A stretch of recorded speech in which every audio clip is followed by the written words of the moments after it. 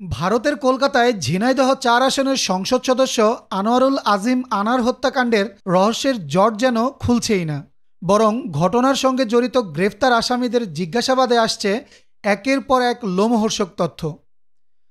ঢাকা মহানগর গোয়েন্দা পুলিশের কাছে গ্রেফতারকৃত আসামিদের একজন শিলাস্তি রহমান। আদালতে শিলাস্তি জানিয়েছেন, ঘটনার সময় সঞ্জীবা গার্ডেনের ওই ফ্ল্যাটে উপস্থিত থাকলেও আনার হত্যার বিষয়ে কিছুই জানতেন না তিনি। পুলিশ জানিয়েছে, এই হত্যার তদন্ত যতই এগোচ্ছে শিলাস্তি রহমানের ভূমিকা ততই স্পষ্ট হচ্ছে। পুলিশের দাবি, আনার হত্যায় শিলাস্তিকে ব্যবহার করা হয়েছিল হানি ট্র্যাপ হিসেবে।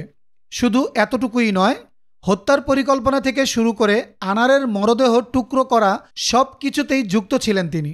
এই হত্যাকাণ্ডে গুরুত্বপূর্ণ ভূমিকা ছিল তার। পুলিশের ভাষ্যমতে, আনারকে নিউ টাউনের ওই ফ্ল্যাটে যখন আনা হয়, শিলাস্তি তখন সেখানেই ছিলেন। আনারকে রিসিভ করা থেকে শুরু করে তাকে হত্যা করা পর্যন্ত নিউ টাউনের ওই ফ্ল্যাটেই ছিলেন তিনি।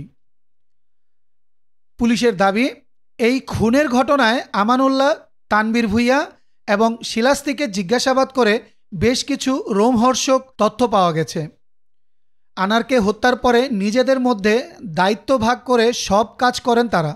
এমনকি আজিমের দেহের টুকরো ফ্ল্যাটের বাইরে নিয়ে যাওয়ার ক্ষেত্রেও শিলাস্তির ভূমিকা ছিল।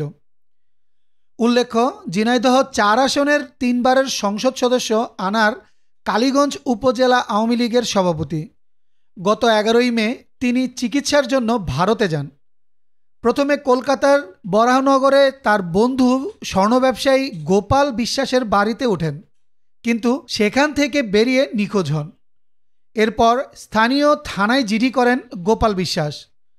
তদন্ত শুরু হয় দুই দেশে।